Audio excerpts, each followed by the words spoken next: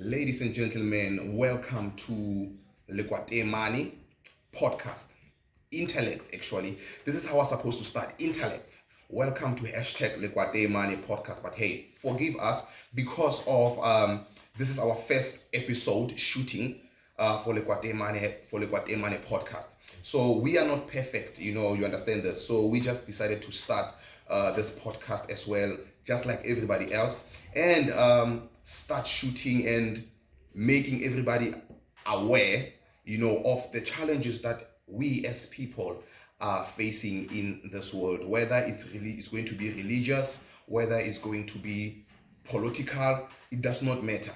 That is why when you go to our About on our YouTube channel, you will be able to see what we are all about. So I am not going to get into that because you can go on to our About and you will see what we are all about. But I am not alone. I am with my co-host, Mr. Motseki Francois Makate. Is here with me today shooting. Let me just tell you a little bit a background about how I met Mr. Makate. He's a very, very intelligent young man, actually, very, very intelligent. I am not going to introduce myself. He will get a chance to introduce himself as well as time goes by. But I've already introduced myself on our first episode on who I am, what I'm all about, and where we are going. Right, but right now, Mr. Makate here, I met this young man on a community meeting that we had, that I attended. Excuse my language. Again, I've said it in my first episode that English is not my mother's tongue. I'm going to say it now again. English is not our mother's tongue. So, ladies and gentlemen, excuse us if we're not going to be pronouncing words properly and all of that, and then if we're going to be pausing for a couple of seconds trying to think about that, because of we are shooting this, we are live. Do you understand? This thing was not what do they do? Prepared. We did not prepare a speech. We did not prepare a dialogue.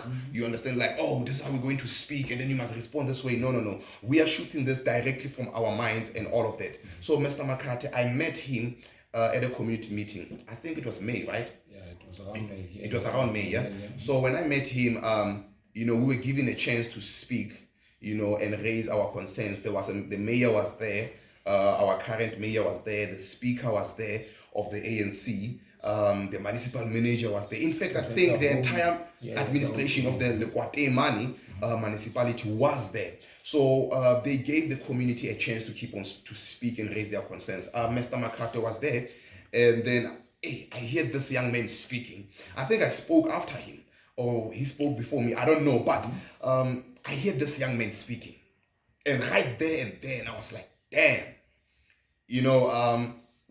I was impressed, by how he carried himself, by how he constructed his words when he was speaking, the intelligence behind him, behind the young man who was standing there speaking. He was speaking facts. To understand, I was like, damn, look at this intelligence being wasted like this in our communities. This is an intelligence at another level. A young man who's very, very intelligent. And how the story that he spoke, which he will get into that, but I was like, damn, just look at this talent, this intelligence, level of intelligence that this young man has. And our community is not using it, and our government is not using it. There is a lot of Mr. Makates out there. There's flies. And there's a lot of Mr. Makates out there, and there's a lot of me's out there, that the government is not utilizing. And this young minds, the government is not utilizing. These are the young minds that can bring change in our communities, the community that you are from, because we are from Lekwa-Teemane local municipality, you understand? The municipality that you are from, if the government can tap into the youth and give the youth a platform and listen to the youth instead of using the youth and stealing ideas of the youth, we as the youth, we can come up with ideas that can grow the economy of our own municipalities right there and then, you understand? Because if we're going to work on projects that are going to grow the economy of our local municipalities. When the economy of the local municipality grows, that means that jobs will be created. The rate of unemployment for that municipality, for that district, for that province will go down. You understand? If only the government, the current running government, can include us. You understand? And I know that we as young people, we keep on going to these municipalities when we keep on engaging with this politician and say, like, listen, invite us, come to us. We are ready to be utilized as by the governing party. We are ready to be utilized and working for our people. Do you understand that? But most of the time, and I've heard stories that we go to municipalities, we go all over these places, and when you get there and you present your idea, you understand, people start, you see your ideas that is being stolen and utilized by other people. You understand? And again, it is what is making our youth not to also come forward and bring their ideas forward because of what is happening around us. But anyway, this young man, ladies and gentlemen, he's gonna bring change in his municipality, given the opportunity. We are going to bring change in our municipality, given the opportunity. We have ideas that can grow the economy of our municipality. And by growing the economy of our municipality, we know that we will be able to create jobs. Do you understand? Listen, the government, it does not matter which one is governing. The government cannot create jobs for all of us. The government cannot give all of us business. Even because of, let's put corruption aside. Corruption already is making things worse. Nepotism and whatever. That shit is making things worse for us. But if you think about it, do you understand? The government will not be able, all governmental institutes will not be able to hire all of us. All governmental institutes will not be able to give all SMMEs business. Do you understand? It is worse now that because of people are being hired because of a comrade or because of somebody, because of that. It is worse right now. And people are being given tenders because of they know somebody.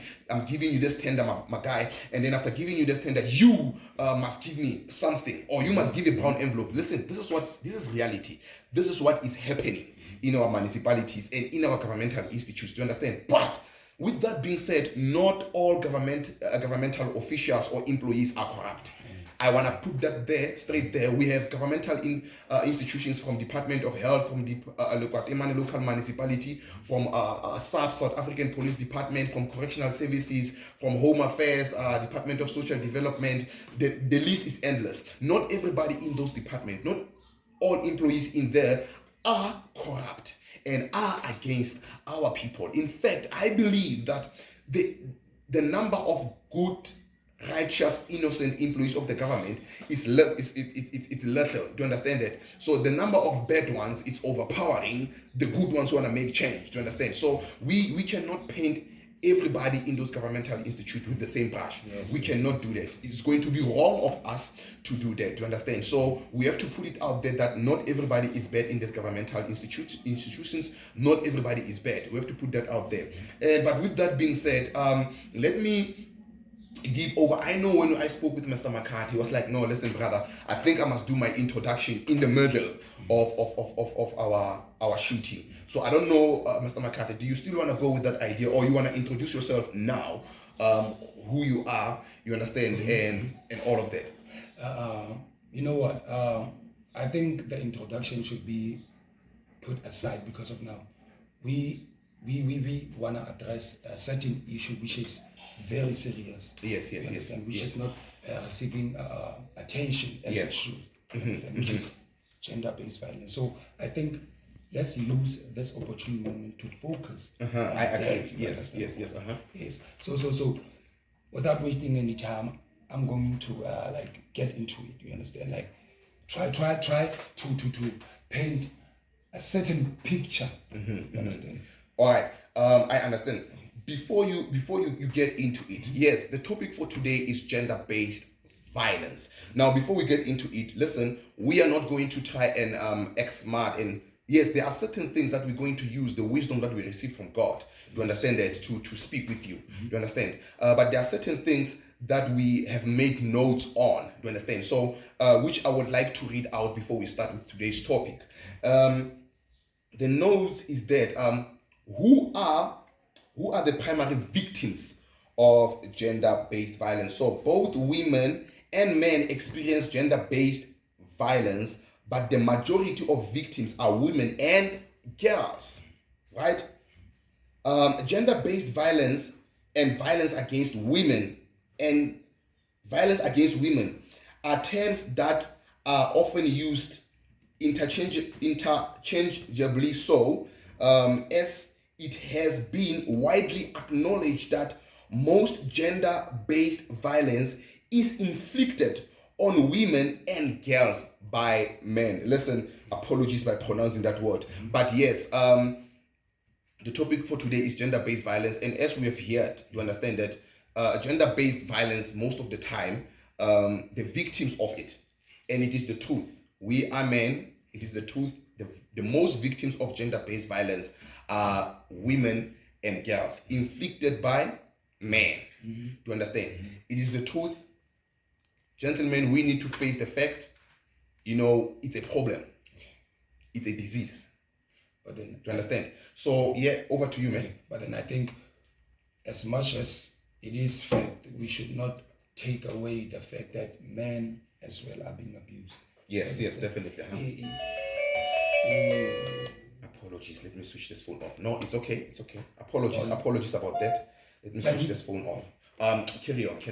As I was saying, like we shouldn't take away the fact that men are also being abused in relationships. You understand? Yes. And it is not normalized to us. You understand? Because of I've seen many cases whereby men are abused by their spouse. You understand? But then going to government officials to report such things, it becomes now a joke. You understand? It's not to say taken to head, because we have normalized the abuse being focused only on women and children, which is okay. I'm not saying it's, how can I call it, perfect, but then it's okay. But then I think we should also focus on different aspects. Hence why the issue of gender-based violence, it is very serious out there, and we need to speak with our men. I'm going to focus on men because of us as men. Yes, there are men who are being abused out there and they're not speaking up. There are also women who are being abused out there, they're not speaking up. But men, as we know that most of the time we are the ones who are causing, we are the perpetrators of gender-based violence. We are the ones who are abusing our women. We are the ones who are abusing our girls. We are the ones who are abusing our young boys. Do you understand? In any way, we are the ones who are doing that. Do you understand? So that is why we feel neglected. Like, oh, we are also being abused. Why are you not speaking about us? But the bad that men are doing over women, it's more than the bad that women are doing against men. Do you understand? Listen, it's the truth. Do you understand? And the bad news always catches fire more than good news. But listen, it is wrong for us men. We need to start standing up for our women and children. And I was saying to Mr. McCarthy the other day, listen, in fact, the only way to decrease the rate of gender-based violence is for men to start speaking about it. We need to normalize speaking with other men about this topic. When we're at a tavern or at a club or at a men's conference, or we are sitting having lunch at work as men, we need to speak about it. Because you might be sitting in front of men, or when as a group in a club or wherever the occasion, and you start speaking about how wrong this is, there might be 2 or 3 men who are doing this at home. Do you understand? And in public, they appear like your pastors and innocent men and all of that. Do you understand?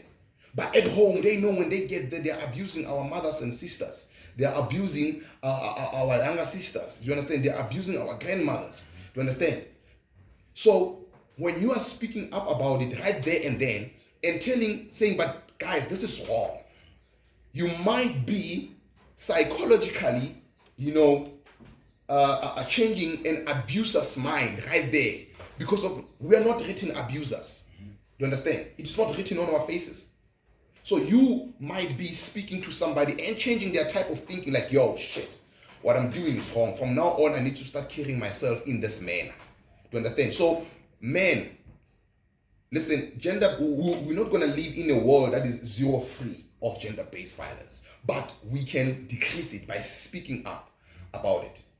You understand? We can decrease that thing, man. You understand? And for women, our sisters, I am pleading with you. Our mothers, our grandmothers, I am pleading with you out there that stop reporting false cases of gender-based violence. I'm going to tell you why. Because of you are making it difficult for gender-based violence rate to go down. In fact, you are increasing the rate of gender-based violence. I will tell you how you are doing that. Because of by you going to the police station and going to report a false case of gender-based violence, when you are reporting a false case of gender-based violence, now you are stripping a victim, a true victim of gender-based violence. You are stripping that person the right of getting genuine help from our law enforcement. And you are the one who's making most women not to go and report the cases because of it's going to be like, what's why? Why am I going to report this? You understand? Because if I'm going to report it, the law enforcement or the law, they're not going to take it seriously. They're not going to believe me and all of this. So why I'm doing it? You understand? It is because of you women who are reporting false cases of gender-based violence just because of you want to get back at your husband, just because of you want to get back at your partner, just because of you want to get back at your spouse or your boyfriend. You understand? You are reporting just to ruin his life, right? And especially celebrities. This is where you are making it worse for the real victim of gender-based violence. Women who are dating celebrities. Now they know that, for example, Tolesmo, he was accused of rape and he was a comedian. He lost all his endorsement, he lost all his airing stuff and all of that. Katleho Mabua, or I'm sorry for mispronouncing his surname, but the Espresso guy on SABC3, he was recently accused of, obviously, it's part of gender-based violence. Like I said, there's categories of gender-based violence. But that thing ruined his career. He was on Outsurance, doing advert for Outsurance and all of that. Now he had to be cancelled. He had to be let go at work up until the truth comes out. Now when the truth comes out, now it's like, oh shit, he did not do this thing. But before the truth comes out, society started judging him. Hey, he must be cancelled on air. Outsurance must fire him. These people must fire him. We don't want to see him on screens. Society, on Twitter, on Facebook, everywhere. No, we hate men who are abusing women. Society, without having the facts. Already they are jumping into protecting women, which is good. It's good. But do jump into that with facts. Don't rush to jump into that because of society. You also took part in destroying this young black man's career, young black man's future. You also took part society. You are also guilty of that, right? So now you jumped in, you destroyed his career. Now the truth, years later, the truth comes out. What is it? Oh, sorry.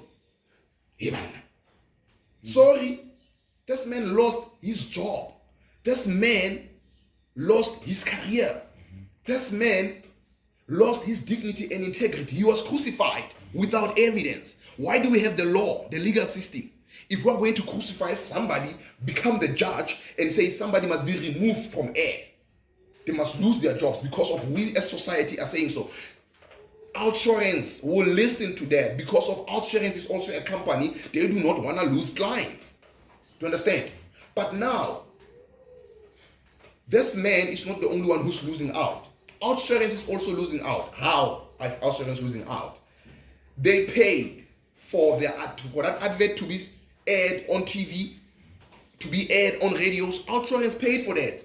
Now they're also losing money. They're removing an ad which they paid thousands and thousands of money on doing it for it to be aired. So now Outsurance is also losing. And this young man also lost. At the end, the truth comes out. Oh, sorry. The very same society and the very same gender-based violence organizations out there are not going back to him and say, sorry, we apologize for what we did and made you lose. Nobody's going back to these victims now, the male victims, and saying sorry to them. Now the world is, and society is like, oh, okay, it's fine, pick up where you left off, go on. What about the money that he lost during that process when he was trying to prove his innocence? What about his integrity that he lost during that process when he was trying to prove his innocence? What about all of that?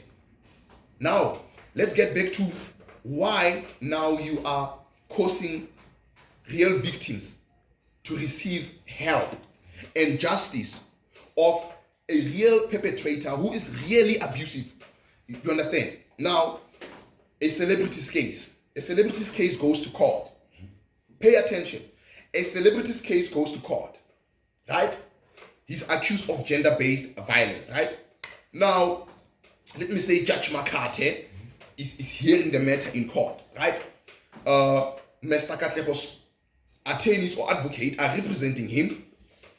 That woman is being represented maybe by the state, the NPA or whatever, or she has her own lawyers.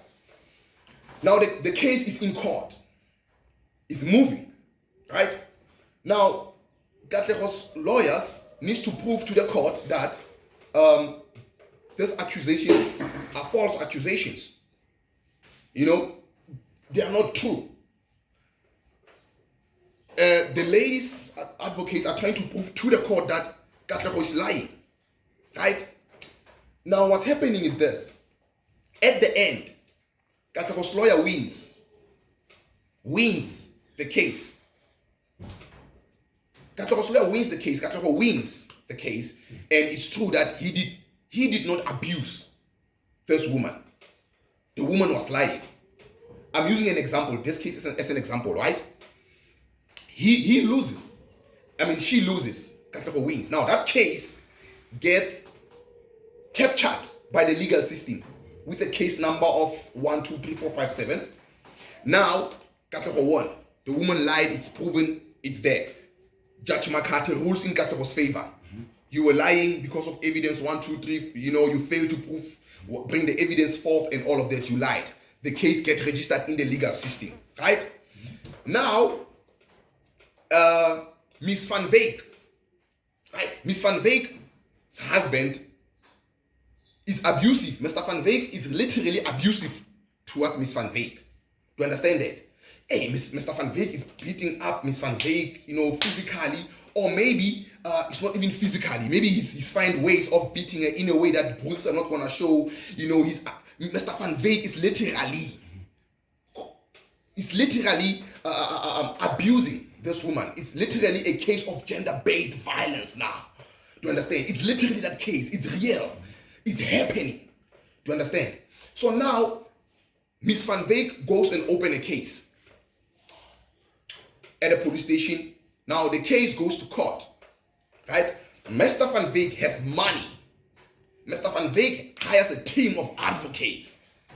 Do you understand that? He has money. He's loaded. Miss Van Wyk doesn't have money that much, but maybe the state will represent Miss Van Wyk, or Miss Van Wyk will run out of funds or whatever. Let's leave it like that. But she's truly being abused. Now the case gets to court. Now, again, same scenario. Apologies about that. Same scenario. Sorry. Mr. Van Wyk's advocates need to prove to the court that Miss Van Wyk is lying. What Miss Van Wyk is accusing Mr. Van Wyk of is lies. But in reality, Mr. Van Wyk knows, literally, he is been abusing this woman. In reality. So now what's going to happen is this. Miss Van Wyk's lawyers, again, they need to prove that Mr. Van Wyk is literally a serious abuser. Do you understand? Now, Mr. Van Wyk's advocates, they're going to search for cases, case laws, cases that were brought before the judge. And the judge ruled in favor of the man, saying that the woman lied. And now when they search to strengthen their case, they're doing that to strengthen their case so that the court can believe Mr. Van Wyk, this woman is lying. Do you understand that? So now they're going on Google or wherever they're searching for these cases. They found a case of Mr. Katleho Maboa, right? When Mr. Katleho won the case, the judge ruled in his favor, and Mr. Katleho was innocent. Do you understand that? Now, Mr. Van Wyk's lawyers are going to use that case against Miss Van Wyk, and Miss Van Wyk is seriously being abused. I'm trying to show you women who are reporting fake cases of gender-based violence. What you are doing, you are stripping off the real victims of the true help. So now, Mr. Van Wyk's lawyers are good. Hey, they are good. They found that case. On that case, they add it to their statement or whatever you're going to say, their matter, to strengthen their matter. They go in front of the judge. They present their case. You know, like, hey, this is a celebrity. He's well known. That woman destroyed the celebrity's life, you know, and all of that. So now, in this scenario, Your Honor, I'm putting it to you, Your Honor, that this woman here, Miss Van Wyk, is lying. He's just trying to get at my client so that my client can use his shares in his company, so that my client can go to jail. But Your Honor, we cannot send this man to jail based on lies. There is no evidence of such thing that my client abused Miss Van Wyk. Miss Van Wyk is lying, Your Honor. Here is the proof. Here is what, and all of that. Remember, it is Mr. Van Wyk's. It is the job of Mr. Van Wyk's lawyers to make sure that Mr. Van Wyk does not go to jail. To understand, they are going to, even though Mr. Van Wyk committed the crime, it is their job to prove to court that Mr. Van Wyk did not commit the crime. Do you understand? It is their job. So therefore, they are going to be good. They are going to present their case, and at the end, because of they used a case of Mr. Katlego, who was innocent. At the end, they win. Miss Van Wyk goes home. This man abused Miss Van Wyk for years. Now Miss Van Wyk walks home with a broken heart and soul and mind and said, but I was telling the truth. Why wasn't I heard? I told the truth. Why nobody is believing me? I told the truth. Why wasn't I heard? Do you understand? Why wasn't I heard? I told the truth. It is because of you, women, who are reporting fake cases of gender-based violence. You are stripping real victims of gender-based violence of the help that they're supposed to be receiving from the law and from society. Do you understand that? So please, women, stop reporting false cases of gender-based violence. Because of how will the rate of gender-based violence decrease?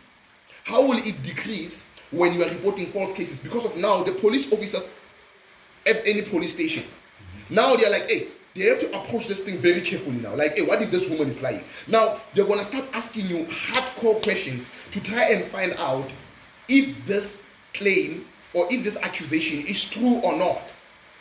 They are going to start asking you that. And now, as a true victim, you're going to be like, yo, I'm a victim here, but I'm being treated as a criminal. So why am I going there? Do you understand?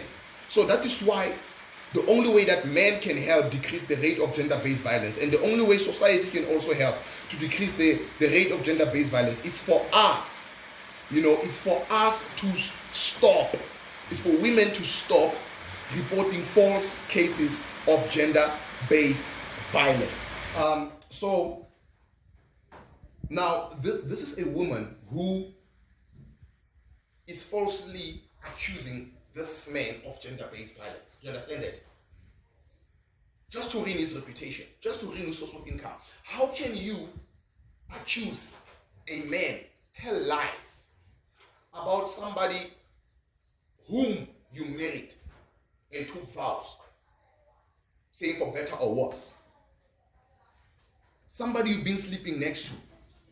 Somebody you said, I don't want to say claimed because of definitely you laughed. Somebody you respected. Somebody you used to laugh with, joke around with. Just because of now you are fighting. Just because of now you are on the verge of divorce. You are separating. Maybe he cheated. Maybe you cheated. Maybe he did something. I don't know what is the reason why you are fighting. But how can you go and accuse somebody of such a horrible crime? Do you understand? Just to ruin his reputation. Listen, when you are doing that, you are not only stripping off a real victim of gender-based violence of his rights of being held, but when you are doing that, you are also ruining a life of a man whom you have children with. If you do not have children with, he already has children with somebody else. And he married you. He chose you and married you over all those women. he met in his life, he came and chose to marry you. And then you end up accusing him of gender-based violence. Such a horrific crime. Saying to the world that this man is heartless. This man does not have a heart. This man committed this horrific crime to me, a man you used to love. How many years or how many months did you spend with this man that you are accusing of such horrific crime, knowingly at the back of your mind that it's lies? Now, this man loses his job. This man loses he loses his job and he loses his business. And he also loses ways of making business with other people because of now, it is out there that Mr. So-and-so, Mr. John Doe is an abusive husband, abusive boyfriend, abusive partner. Oh, yes, Mr. John Doe's picture. You see, ladies, when you see this man, Mr. John Doe, yeah, you must know that he's a pig. He's a dog. He's an animal. Now, and it's lies. Now, society believes that. When society believes that, now when Mr. John Doe tries to go and make a business with the municipality or governmental institution or other business parties out there, and then the receptionist or the manager who's a woman or lead management who's a woman, they see like, oh, this is Mr. John Doe. They just smile with him. And after Mr. John Doe leaves, they take Mr. John Doe's proposal and throw it in the bin. Like, who's dry? We cannot come and give an abusive man a business or a job. No, we cannot come and support such animals. Now Mr. John Doe is losing that because of you lied. Do you understand? Mm-hmm. Because of you lied, now Mr. John Doe does not have the means or a source of income to support his children, to support his dependents, like the mother, the father, the uncle, the relatives, the grandmothers, and all of that. Mr. John Doe has lost the ability to support his family because of the lies that you told. Not only that, Mr. John Doe was also creating jobs. Mr. John Doe was in a project that was going to create jobs for other people in your community or his community or in South Africa as a whole. He had a project in his mind that was going to create jobs and feed thousands of people. Now, because of the lies that you told Mrs. John Doe, Mr. John Doe is losing on that, and Mr. John Doe is losing the capability or the capacity of creating jobs for other struggling men and women out there because of your lies. Not only that, I mentioned that you are also the most important part of this. You are stripping real victims of gender-based violence of the power they're supposed to be receiving, of the help they're supposed to be receiving, of the sympathy they're supposed to be receiving from the society. Society as well, you are also to blame. You are at fault by jumping to conclusion and not saying, let us wait on the law to tell us what's happening. Do you understand that? We are also jumping to conclusions. Society, you are wrong. If society, you're not gonna jump into conclusions because of, as society, you are also adding to that case law of Mr. Van Wyk. Because of Mr. Van Wyk's advocates gonna say, pull your tweets from Twitter. On this day, here's a screenshot of Mr. So-and-so or Miss So-and-so attacking Mr. Katlego about this. Look at the images. The image of Mr. Katlego that was destroyed by society because of the false accusation. They're going to also use that as evidence.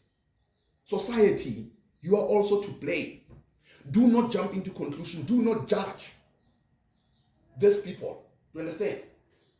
Because of, if you are not jumping to conclusion, if you are not judging, what you are doing is you are giving the law a chance to get its facts right, to get its evidence right, so that Miss Van Wyk can win. Now you are arming the law with wrong information so that it can use that information against real victims of gender-based violence.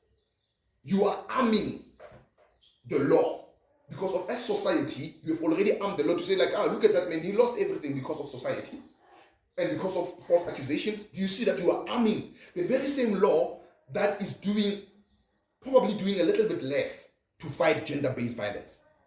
They have a little information to fight gender-based violence. Now you are arming them with this information to say like, no, wait.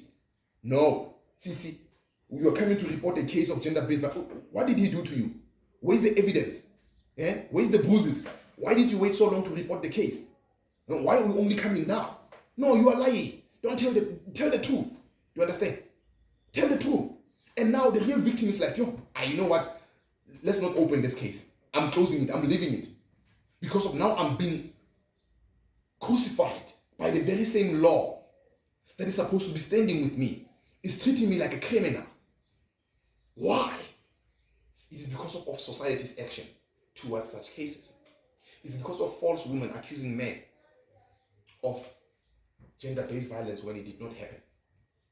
Please, I am begging you, women who are doing that, stop stripping real victims of such. Please. And then men who are genuinely abusing women, stop that shit, man. Please stop that thing. It's wrong. It is wrong. It is wrong at a higher level. Do you understand? I know that you are frustrated. You don't have a job. You know, you lost your job. You lost a source of income. You know, that does not give you the right to abuse a woman mentally, physically, emotionally, socially, economically. Do you understand? It does not give you the right to do that. It doesn't. It does not give you the right to do that. You go and drink and come back and abuse women. Listen, it does not matter what reason you're trying to come up with or excuse to say like, but she provoked me. It does not give you the right to raise your hand on that woman. Why don't you she provokes you, why don't you just get out of the house, get in your car, drive away? If you don't have a car, if you're a walker, hey, why don't you just get on your bicycle, man, or walk, come back when that woman has come down. Do you understand? Because I know women as well, shit, they can say shit, man, yo, dude, when that woman says that thing to you, it hits here, and then you feel like, yo, that pain. That's another. That pain, dog, exactly, you understand? Women can say, yo, hurtful things, man. Things that are going to crush you mentally and hurt you, just to get to you and provoke you to doing something. Do you understand? That you are not built to do, that you're not made to do, and then you end up doing it, you lose it because of those words. You understand? Those words, they are so sharp, bro. They just pierced your heart, But out of all of that, try to control yourself and rather walk away. That is what I used to do. That is what I used to do when I found myself in situations like that. What I used to do is I will get up, get in the car, drive off, or walk, take a walk. I found myself in situations like that many times, but I walked away from such. Do you understand? And then if she would be also telling me words that are very painful, hurting me with words, I will also walk away. I'm that nigga who doesn't like to argue. I don't like to argue. You understand? Especially arguments in an argumentative way to fight and all of that. Like, I know. I will speak with you politely. But if I see that you keep on hitting hard on me, I walk away. I will leave you crying. Then I'll cry, Joe. And I will walk away. When I come back, she will be angry. She wants to speak with me. And I'll be okay. Up until she gets ready to speak to me. Do you understand? Then I will speak with her. Walk away from that shit. Do you understand? Walk away from that shit. Don't raise your hand on a woman. If you are arguing and she starts telling you words that are painful, she starts crying, leave her crying. Walk away. Because at that time you're also angry. You cannot comfort a person who just hurt you with words and she's crying and she's hurting you with words. And now you cannot go to her and comfort her like, no, don't cry. Because she just hurt you with words. Walk away. Walk away. Men are being abused mostly verbally, not physically. But throwing water at a man, slapping her, taking her phone, smashing it on the ground or wherever, that is also gender-based violence. Misusing. Maniga, exactly, maniga. Walk away. Walk away. Walk away, guys. We need to work on decreasing the rate of gender-based violence, man. We need to work on decreasing that. Lady, stop reporting false cases because of now that man loses a way of feeding his children or his family because of you. You understand? So, my brother, I don't know, is there anything that you want to add on that? And there's a lot I need to add on that, you understand? Like, firstly, let me start on gender-based violence itself, you understand? Yes. we should also emphasize the fact that there are many types of gender-based violence. Like here, in the community in which we live, which is Lekwa-Teemane, it's a norm. Like abuse is a norm. You understand? It is a norm. You understand? So, but then I think we should focus mostly on how we can raise awareness on the topic. Yes, yes. Because I don't believe much is being done. Yes. Much is like, nothing is being done. Like, we don't even have a gender-based violence forum. We don't even have programs like Brothers for Life. I agree with you. Yes, yes. We need such things. You understand? Yes. But however, how do we accomplish that? Okay, the society is also to blame. Yes. But how do we accomplish that without the backing of those who represent us? You understand? Meaning? Like from our representative government officials. Oh, okay. Because of like they yes, should yes. be contributing more. Yes. They should be scrutinizing on the issue. You understand? The like entities of the government, you understand? The policing should be doing enough. Now you find that abuses, the reason why you get incompetency within police stations, you find that there are abuses within that system. Correct. So they're easily manipulating that situation. You understand? So, while like the gender-based violence is very painful. It is very painful, and it's very unfortunate that it has risen to such an extent. You understand? And I hate the fact that whenever gender-based violence is addressed by officials, like even public figures, someone has to die in order for it to get coverage. It's very painful. Yes, very painful. My boss has mentioned a couple of women who fell victim to being murdered, femicide. Femicide, yes. But then, what about us in small communities? You understand? We have heard stories of men beating up a woman because of he found that that is another part of abuse. It's emotional abuse. Yes. He found her cheating with another man. He reacted. You understand? He stabbed the woman. He burned the woman. You understand? So we do not even have how can I put it? Like people who are on the ground, who are living with us, who can quickly alert officials, like government officials, on such issues. You understand? And now you must understand the location, like living in like a rural area such as this one. We live by this principle. It's a town, by the way. It's a town. It's not a rural area. Yeah, but then it's developing town. Yes. But it's rurally developing. So I think we tend to live on this principle, like because of like getting involved in other people's issue. It becomes a problem to you because of now you become now a victim because of how gossip you. It's also abuse in that manner, defamation of character. You understand? Yes. You'll be the talk of the town and nothing. Yeah, I'm a victim of that. Defamation of character. I'm also being accused of gender-based violence myself. Oh. Yeah. Okay. By my ex. We will talk about that on part 2 of gender-based violence. By the way, this is part 1 of gender-based violence. You understand? It's episode 2, part 1 of gender-based violence. We're going to have a lot of parts, maybe over 1,000 parts. Part 2, part 3, part 500, part 999, part 1,000 of gender-based violence, because we believe that gender-based violence is not receiving the coverage it's supposed to be receiving. Yeah, but anyway, I'm sorry to disturb you. I really apologize for cutting you. You can go on. Yeah, I'm also being accused of gender-based violence anyway. By my ex.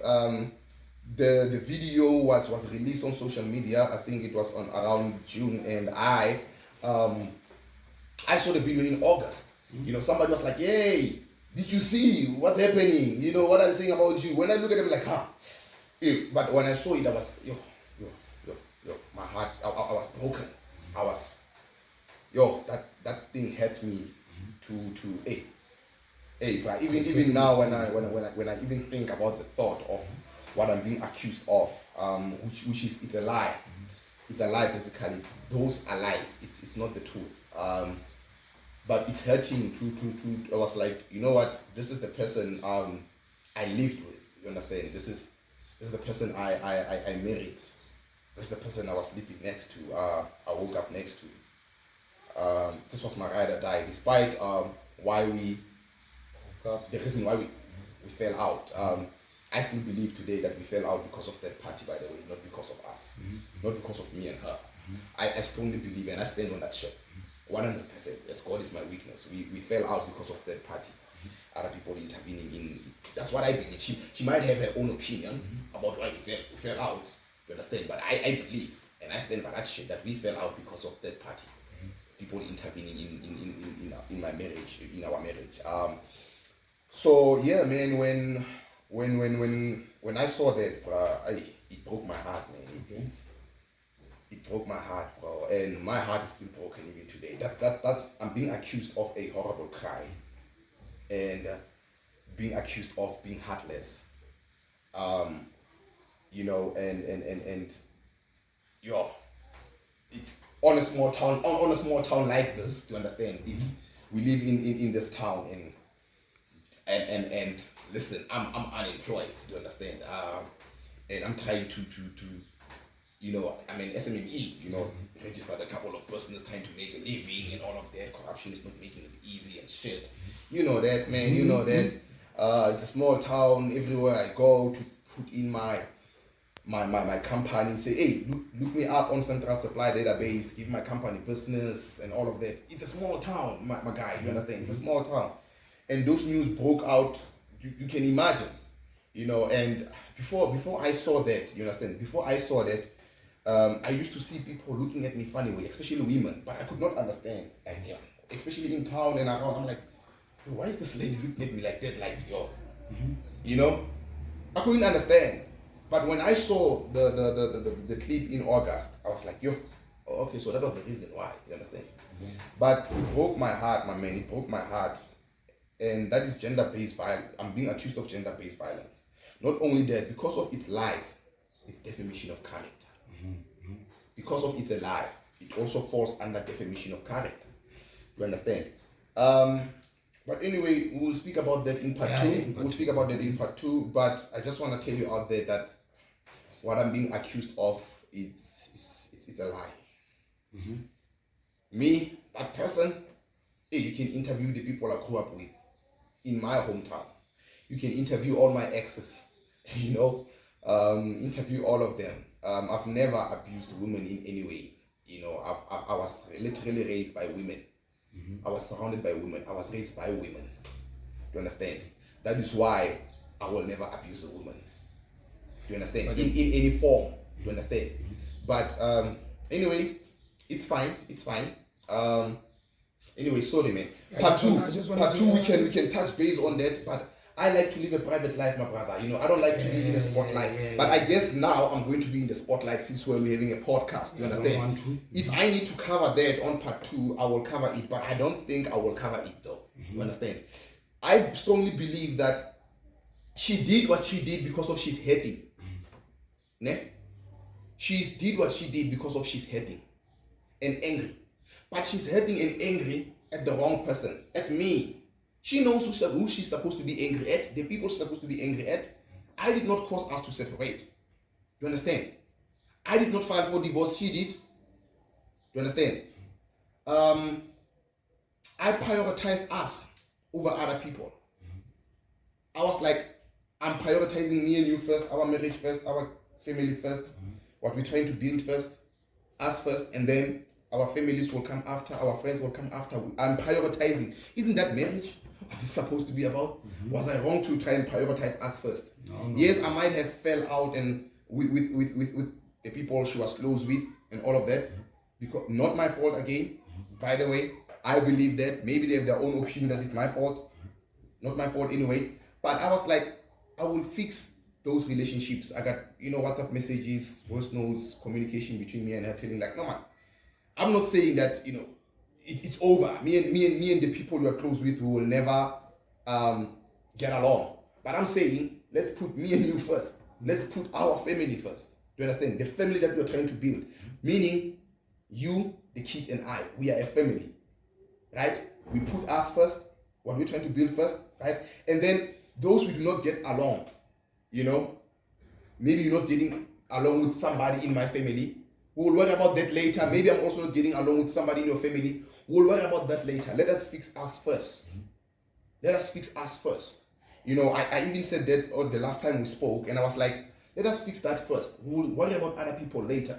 But how I saw the message and read it is like she wanted me to prioritize fixing my relationship with the other people she was close with first, before us. Then that's when I was like, you know what? That's when I threw the towel myself. It hurt me. It broke my heart. Hey, I lost weight, my nigga. Like, people who knew me, they saw me losing weight up and down because of I was stressing, man. It's my marriage. Do you understand? I'm letting go of my marriage, of the woman I love. Do you understand? I'm letting go of my soulmate. Do you understand? And hey, Joe, my stress level, man, I lost weight. Like, people who knew me, they will tell you, like, hey, this guy, this is not even the weight that I had, around that time. You understand? Hey, I was a bit fat, and chubby. But it's because of, obviously, but I lost weight, man. I lost weight, and the stress, my guy, stress will hit you hard. It does not matter, man, if I have a strong mindset, you understand? But somehow, when you're losing the love of your life, the person you plan your life around, like, this is my woman, this is my wife, I'm going to build a life around this woman. Everything that I'm doing from now on going forward, it's for this woman and my kids. Family, friends will come at a later stage, but it's here now. Do you understand?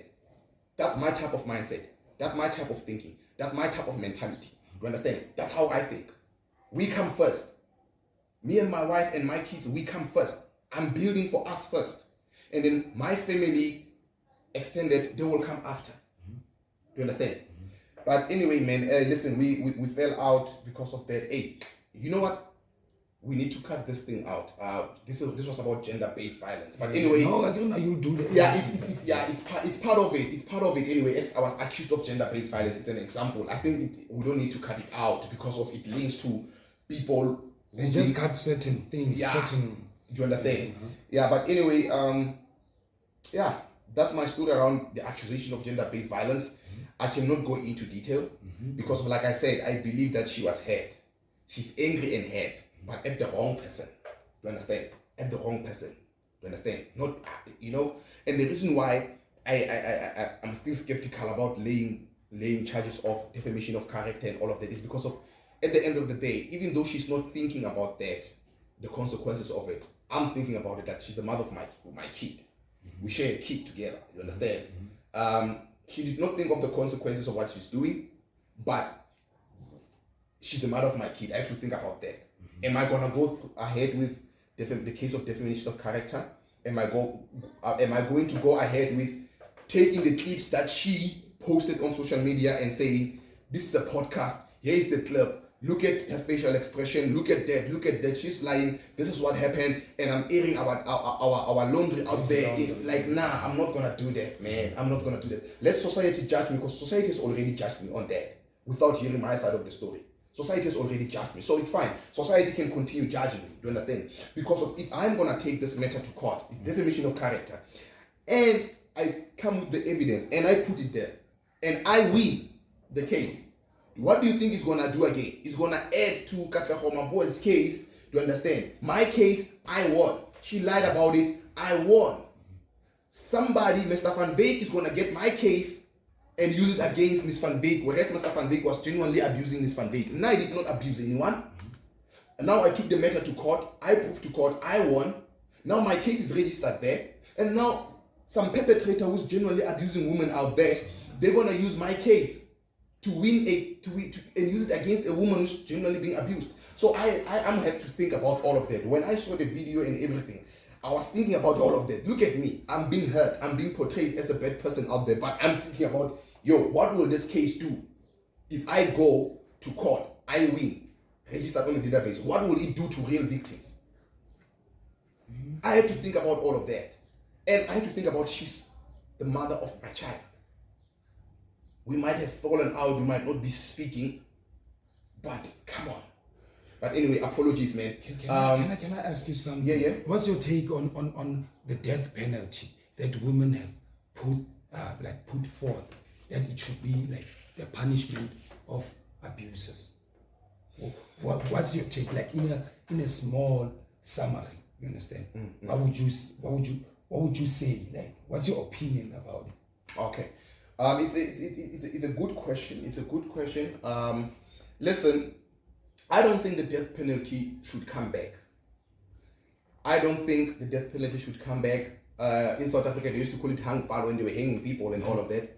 I don't think that should come back because of a lot of men are falsely accused. Okay. Now, I made an example of a man who has the money to tell lies, who's a real abuser. What if now a woman has the money and she's falsely accusing this man of gender-based violence, and that man did not commit the crime, but this woman has the money and the advocate to support him, and use other case laws that women won against men who abused them, and those men were sent to jail, and it was genuinely so. Maybe that man truly did abuse that woman, and he's been sent to jail, and maybe that man was innocent, but that man is still being sent to jail. What if the woman has money and falsely accusing this man of the crime, and now the court goes in the woman's favor, and now because of the court, the death penalty is back, and hanging people is back because of their crime, and then the court sends a judgment and say, like, now you are being sentenced to death with a needle or hanging or whatever, and then now this man gets killed because of that. Now 2 months, 3 months down the line, or 3 years down the line, the truth comes out that the woman lied. We can never go back and say sorry to that man. She's dead, or he is dead. We can never go back and say sorry to him. He has lost his life. It's not like he has lost his property and job and all of that. He lost his life.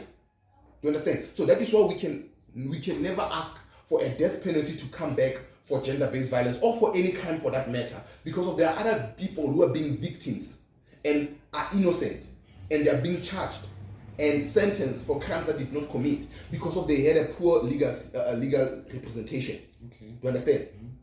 And then they are sitting in jail right now because they had a poor legal representation.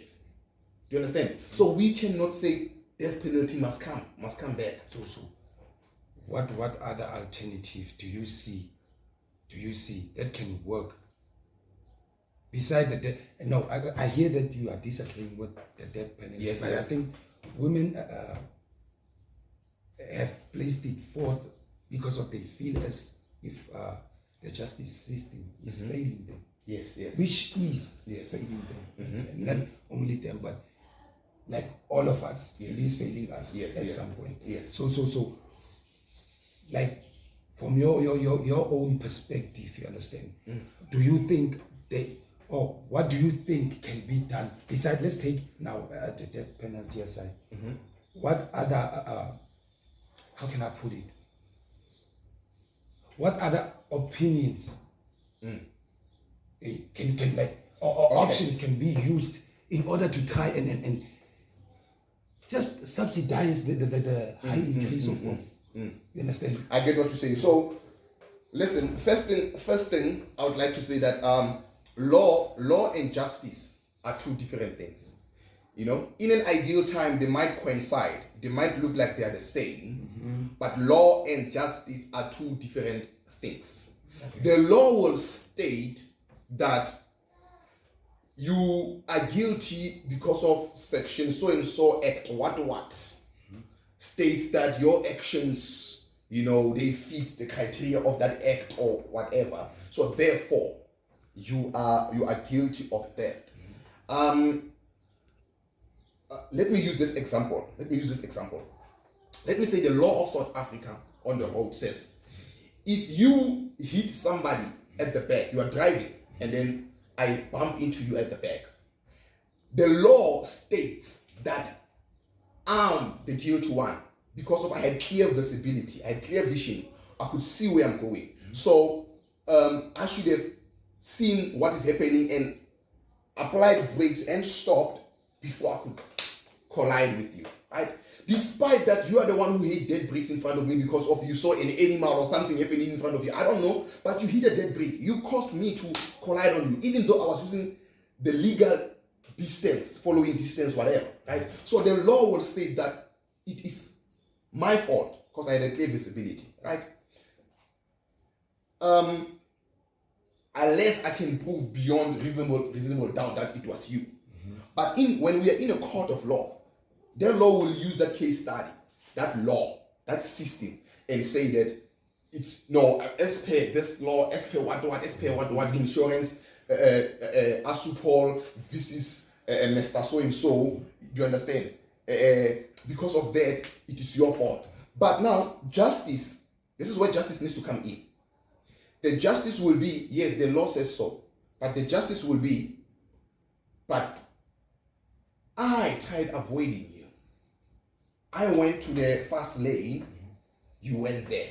I went to the slow lane, you also went there without looking at your blind spot, up until I collided with you. You understand? And you must remember the cars were in motion. It's not like you were standing still and I collided with you. So justice will be served, need to be served in this manner of saying that no, but Mr. John Doe, which is me, you understand that I tried avoiding this Mr. Miss Jane Doe. But Miss Jane Doe, because of Miss Jane Doe's negligence, I collided with Miss Jane Doe. So therefore, justice must be applied when that is coming in that scenario. Justice, not the law that is written in books and captured in Juta's bed and all of that. That's basically justice, like no, that law. The court will try and apply the law, but the justice will be at looking at the scenario and making sense of everything that happened, and that the defendant. Let me say you are the plaintiff and I'm the defendant, right? You brought me to court and saying that I must pay you for the damages, and I'm the defendant. I'm saying that I cannot pay for the damages because of you are the cause of the accident, because of your negligence, right? So now the justice system or the judge needs to look at the evidence of the defendant, which is me, and say, but as per the defendant, you know, the defendant was truthful in his statement, and the defendant was a credible witness towards the plaintiff, and we believe the defendant based on 1, 2, 3. So now the court is not going to apply the law, but they will apply justice. Okay. You understand? So now, in regards to that matter, I'm thinking that you know, our legal system, our law enforcement, and our courts and the government needs to dispose more funds. Remember, we have a police station where Miss Jane Doe is going to report a case of GBV. The police register and open a case, and then they take the story and then they put it down and then they send it to court. The police cannot prosecute. They cannot say you are guilty or not. They will just take and send it to court. And now the court will have to determine, we'll get lawyers from there and there, right? The court will have to determine, as per my lawyers and your lawyers, to determine who's telling the truth and then make a judgment based on that. But I will say, with regards to gender-based violence, right, I think the government should invest more money into investigation. You understand? Investigation. Because from the police station, it's your lawyer, my lawyer, and the judge. And the judge will have to give a judgment based on what he heard from the plaintiff's lawyer and what he heard from the defendant's lawyer, and make a judgment based on that. But what happened with the investigation? The police is supposed to be investigating, but they're not investigating as much as they're supposed to. I'm saying that the government must invest in a governmental institution based only on investigators. You understand? We have the police, we have the court, we have investigators. Now the matter was brought to the court. Now the court must assign investigators. Investigate. Take 2 months, take 3 months, take 6 months, take a year investigating to come up with a real, credible, concrete evidence and give it to the judge. After the judge has heard this and this and say, like, but this is what happened. So therefore a judgment can be given based on the evidence of the investigators and these people. You understand? I think that is my opinion on what they should do in terms of helping gender-based victims to get the help that they deserve, and justice needs to be served on their behalf instead of justice being served on the perpetrator. Do you understand that? So I think, my opinion, that will work. Do you understand? Because of, like I said, justice and law are two different things. And most of the time, and I think if law enforcement, men and women of law enforcement, I think if they will understand that justice and law are two different things, if they could understand that, I think we will see a lot of justice happening on behalf of innocent people and righteous people than criminals receiving being favored by the law over the victim. So that is my take. That is my take on that. Do you understand? It's my take on that. I think on part 2 we will speak about why is the law 99% of the time favoring perpetrators over victims. Do you understand? We will touch base on that on part 2 of gender-based violence. It's a topic on its own. But yeah, man, that's my opinion with regards to that. I don't know if I've answered your question. No. I'm most definitely okay with you. Okay. I think we should. I think, okay, is there anything that you want to add? You good for today? All right, ladies and gentlemen, this was Lekwa-Teemane podcast. Hashtag Lekwa-Teemane podcast. Follow us on YouTube. Search for hashtag Lekwa-Teemane space podcast. You will find us on YouTube. Our handle was just I just submitted our handle on Twitter, on YouTube just the other day. It's at Lekwa-Teemane podcast. So I think it goes this way. If you want to search us, if you go to youtube.com, and then I think youtube.com and then / let me make sure of that. Not here. Where is that? It's here. It goes, this way. youtube.com / at Lekwa-Teemane podcast, one word. If you search for on your URL, if you type in youtube.com / at Lekwa-Teemane podcast, one word, it will take you directly to our YouTube podcast channel. And please, ladies and gentlemen, do subscribe and do click that like button, and also click that notification bell so that you do not miss any episode that we're gonna be airing. Also, please follow us on TikTok. TikTok, we go by the handle of at Lekwa-Teemane podcast, one word. Twitter, at Lekwa-Teemane T for Tango podcast. You will find us on Twitter. Facebook page is Lekwa-Teemane space podcast. It's our Facebook page, or our Facebook account, because you cannot create the page without creating the account first. It's Lekwa-Teemane, Lekwa-Teemane space pod, P-O-D. You will find us there. Follow us there. Instagram is at Lekwa-Teemane podcast, one word, and you will find us there. Please do follow us. Go and read our about, on YouTube, what we're all about, and also a bio on Twitter, Instagram. But I think you will find everything on our YouTube at our about. Hashtag mental decolonization, hashtag mental liberation, hashtag misinformation is manipulation, hashtag voice of the voiceless, hashtag prioritizing legitimacy, hashtag truth matters. That is what we are all about here on hashtag Lekwa-Teemane podcast. From me, your host, Nash, and Mr. Makate, my co-host. Peace out. And hey, listen, we do not have a stand yet to hold our camera, so we have our camera guy. Our first camera guy was what is his name? Jerome, who's holding the camera like, bro, please hold that camera steady, man. But now his hands got tired. We have Gert Mudika, Wame Gert. Here, you understand? Hey, not Lefoka family, Beadi Bear, family Bear. I like Famous album Family 3. That's my favorite album. And the Bear, rest of Family 3, Joe, hey, that guy. So, hey, man, Gert is here. He's our second camera guy. Shout out to Gert, man. Shout out to Jerome. And guys, stop gender-based violence. Part 2 will come. Part 3 will come. Part 4, part 1 million is coming as well, man. Peace out. We are out. Hashtag Lekwa-Teemane podcast. Hey, peace and love. We are out.